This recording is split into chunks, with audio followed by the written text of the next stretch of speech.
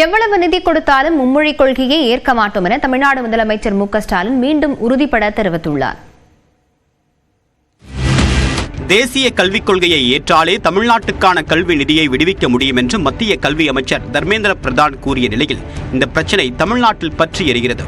10,000 கோடி ரூபாய் கொடுத்தாலும் தேசிய கல்விக் கொள்கையை கையெழுத்திட மாட்டேன் என்று முதலமைச்சர் மு.க.ஸ்டாலின் கடலூரில் நடைபெற்ற விழாவில் உறுதிபட தெரிவித்தார்.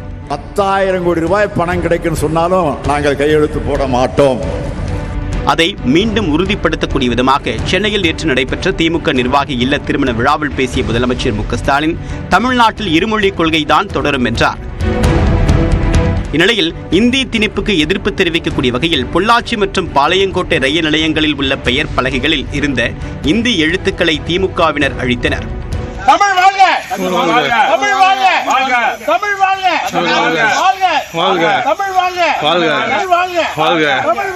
பொள்ளாச்சியில் அளிக்கப்பட்ட இந்தி எழுத்துக்களை ரயில்வே துறையினர் மீண்டும் எழுதிய நிலையில் திமுகவினர் 4 பேர் மீது பாலக்காடு ரயில்வே பாதுகாப்பு படையினர் 3 பிரிவுகளின் கீழ் வழக்கு பதிவு செய்தனர்.